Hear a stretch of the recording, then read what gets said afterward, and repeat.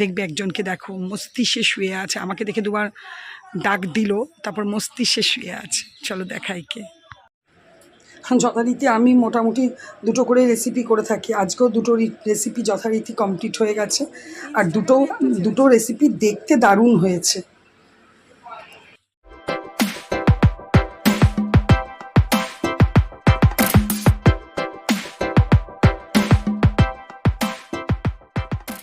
Good morning and welcome back to my channel Shubhamita's lifestyle. আর আমি শুভমিতা বলছি। আশা করি তোমরা ভালো আছো, আমি বিন্দাস আছি, খুব ভালো আছি। সকাল থেকে বীভৎস রোদ উঠেছে, এখন আবার একটু কমেছে। বীভৎস রোদ, গরমও আছে, তবে রোদ খুব।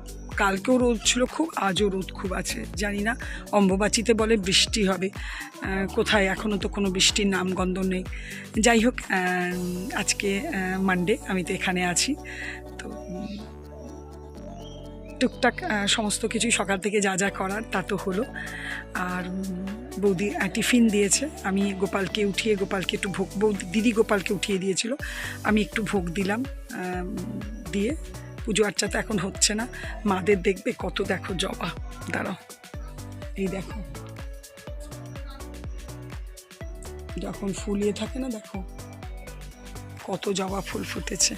যাই হোক, আমি এখন করলাম, গোপালকে ভোগ দিয়ে এলাম, বৌদি টিফিন দিয়েছে, টিফিনটা খাবো, তোমাদেরকে শেয়ার করব। তারপরে দিদি আছে, যা হোক সবাই মিলে একটু গল্পগুজব, একটু যা করার করে নেব। তারপর একটুখানি বৌদিকে বলেছি রান্নাটা করে দেবো, আমি থাকলে একটু চেষ্টা করি করে দেওয়ার। চলো তাহলে, আবার কি, তো দেশ বিদেশ তোমরা যেখান থেকে আমার ভিডিও দেখছো প্রত্যেককে জানাই অশেষ ধন্যবাদ। ঠিক আছে, চলো তাহলে ভিডিওটা তোমাদের সাথে শুরু করি। যা যা করবো, এখানে তো জানোই সেরকম কিছু করার আমার থাকে না, সেই জন্যই আমি বলি যে দাও অ্যাটলিস্ট রান্নাটা করি, অ্যাটলিস্ট তোমাদের সাথে রান্নাটা তো একটু শেয়ার করতে পারবো, কারণ আমার চ্যানেল তো সেটাই, ডেলি লাইফস্টাইল, আমি যা করি সেটাই। তবে রান্না করতে আমার ভালো লাগে, একদম নো ডাউট, অন্য সব কাজের থেকে আমার রান্নাটাই ভালো লাগে। চলো বেশি বকবক করবো না, কারণ ভিডিওগুলো একটু বড় হয়ে যাচ্ছে আজকাল। দেখবে একজনকে দেখো মস্তিষ্কে শুয়ে আছে, আমাকে দেখে দুবার ডাক দিল, তারপর মস্তিষ্কে শুয়ে আছে। চলো দেখাই কে। এই দেখো, দেখছো ঘুমাচ্ছে, মানে একবার আওয়াজ পেয়ে উঠলো, ম্যাও ম্যাও করলো, আবার ডাঁটে আমাকে দেখলো, আবার ঘুমিয়ে গেল। দেখো, এই দেখো আমার লাড্ডু সোনা। আর এই যে মাদের প্রতি ঠাকুর দর্শন। এই দেখো বৌদি টিফিন দিয়েছে, কত কি, অল্প করে চাউমিন ছিল, চাউমিন দিয়েছে, ভেন্ডি আলুর তরকারি, রুটি, আম, গুড়, অনেক কিছু টিফিন দিয়েছে। মানে আমার ঘরে আমি এত টিফিন খাই না। টিফিন খাওয়ার পর যথারীতি আমি এসেছি রান্নাঘরে, বুঝতেই পারছো, হবে লাউ চিংড়ি, ছোট্ট ছোট্ট চিংড়ি। বৌদি এগুলোকে বসে বসে এখনই বেছে দিল। এই দেখো খুব ছোট ছোট সাইজ, এক এক সময় দেখবে এই কুচো চিংড়িগুলো দিয়ে খেতে খুবই ভালো লাগে। চিংড়িগুলোকে নুন হলুদ মাখিয়ে খুব সুন্দর করে ভেজে নিলাম। তারপরে এই দেখো কালো জিরে আর তেজপাতা ফোড়ন দিয়ে, বুঝতেই পারছো, আলুগুলোকে ভেজে নেব। হ্যাঁ, আমি কিভাবে করি সেটাই অবশ্যই তোমাদের সাথে শেয়ার করছি। এখানে খুব ভালো করে আলুগুলোকে ভেজে নিয়েছি, আর এখানে বুঝতেই পারছো মশলা একটা জোগাড় করে নিয়েছি, ধনে, জিরে, হলুদ আর আদাটাকে ক্র্যাশ করে নিয়েছি। এটাকে একটু জলে ভিজিয়ে রেখে দেবো কিছুক্ষণ, তাহলে জানোই বেশ বাটা মশলার একটা ভালো সেন্ট আসে।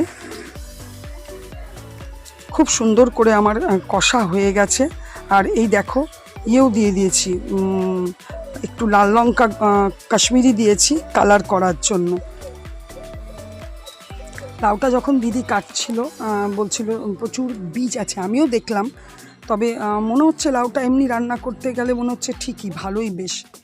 এই দেখো লাউটা সত্যি খুব ভালো, বেশ একটু জলও বেরিয়েছে, আর লাউটা মোটামুটি সেদ্ধ হয়েও গেছে। এখন আমি দিয়ে দেবো এই চিংড়ি মাছগুলো, যেটুকু বাকি আছে চিংড়ি মাছটা দিয়ে দিলে চিংড়ি মাছের মধ্যে রস, লাউয়ের সমস্ত কিছু মিলেমিশে বেশ একাকার হয়ে যাবে আর সুন্দর হয়ে যাবে। এবার আমি আস্তে আস্তে ঢাকা দিয়ে কষতেই থাকবো, আর কিছু মশলাপাতি কিচ্ছু দেবো না, খালি পরে যেভাবে মিষ্টি দিই অল্প করে মিষ্টি দেব।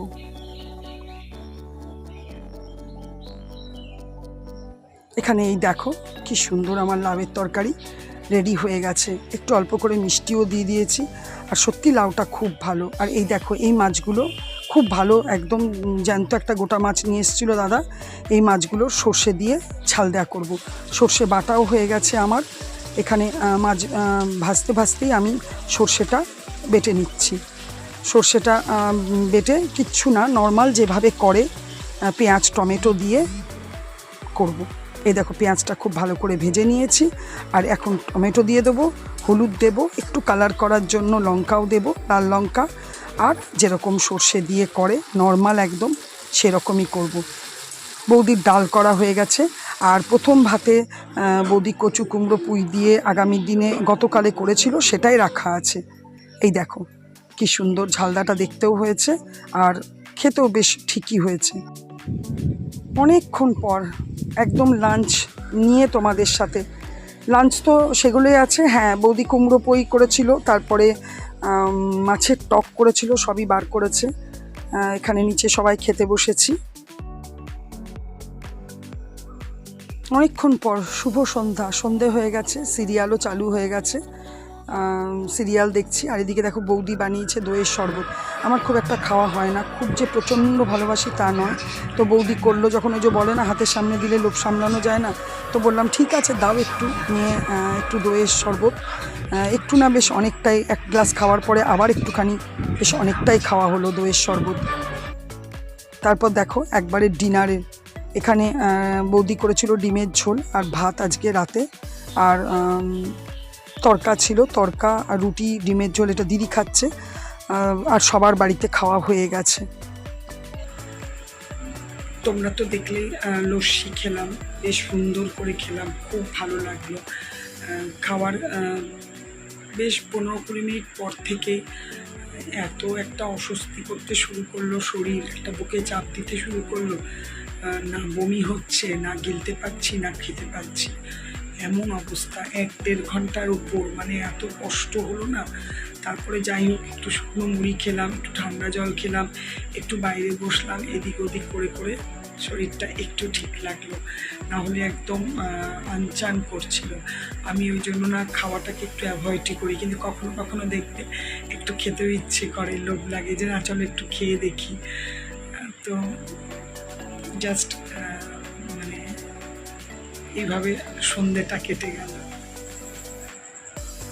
আজকে সারাদিন তোমাদের সাথে ঠিকমতো করে কথাই বলতে পারিনি, কারণ নানা কারণের জন্যই ভিডিও সেরকমভাবে শ্যুট করাও হয়নি, আর কথাও বলা যায়নি। আর সেরকম কিছু করিও নি যে তোমাদের কাছে শেয়ার করব। দেখো আমরা যারা ডেলি ব্লগার, তারা তো সারাদিনে কি করছি না করছি এটাই আমাদের কন্টেন্ট। তো এবার সারাদিনে যদি কিছু না করার থাকে তাহলে আমাদের সত্যি কন্টেন্টও কিছু থাকে না। সকাল থেকে যা করি তাই তোমাদের সাথে শেয়ার করি। এবার তার মধ্যে থেকে আমাদের কন্টেন্ট বার করতে হয় যে কি হতে পারে, কি দিতে পারি। এবার যখন দেখি আমাদের সারাদিনে একটু রান্না খাওয়া দাওয়া করলাম, একটু গল্প গুজব করলাম, একটু নিজের কিছু কাজ করলাম, সেগুলোই আমার শেয়ার করাটাই আমার মনে হয় আমাদের তখন কন্টেন্ট হয়ে দাঁড়িয়ে যায়। তো তোমাদেরকে তো বলেইছি যে একটা সামনে ঘুরতে যাবার ট্যুরের প্রোগ্রাম হয়ে গেছে, হচ্ছে না হয়ে গেছে, তারই একটু আলোচনা সবই হচ্ছিল। কি নিতে হবে না নিতে হবে, কি জিনিস। দাদা একটা পুরো কাগজে লিখে আমাকে দিয়েছে যে এই জিনিসগুলো নিতে হবে, কারণ সেরকম জায়গাতেই যাওয়া হচ্ছে যেখানে খুবই এসেন্সিয়াল দরকারি কটা জিনিস তো নিতেই হবে। তো তোমরা তো গেস করতে তো কেউ আগের দিন তো কেউ আমাকে জানাইও নি যে আমি বলেছিলাম যে কোথায় যাচ্ছি বলো, তো কেউ তো তোমরা সেরকমভাবে জানাও নি। তো এখনও সময় আছে, বলো যে আমি কোথায় যাচ্ছি। ব্যাস এইভাবেই সারাটা দিন কাটলো। আর ছেলের সেকেন্ড সেমিস্টারেরও রেজাল্ট বেরিয়ে গেল। ও ইয়ে হয়েছে, ওই সেমি 8.79 সেমই পেয়েছে। তো আমরাও অবাক করলাম, সেম কী করে হয়। বললো যে একটু একটু বাড়লেও তো পার্সেন্টেজটা তো একই দেখাবে। তো ঠিক আছে, চলো আর কি। এভাবেই দিনটা কেটে গেল। ভীষণ গরম ছিল, ভীষণ রোদ গরম, মানে বাইরে কাজ করা, বাইরে বেরোনো সত্যি খুব টাফ। চলো তাহলে আজকে ভিডিওটা এইখানেই শেষ করব। যদি কিছু ভালো লেগে থাকে প্লিজ লাইক কমেন্ট করো, আর অবশ্যই অবশ্যই আমার চ্যানেলটাকে সাবস্ক্রাইব করো। তোমরা ভালো থেকো, সুস্থ থেকো, সাবধানে থেকো। Good night.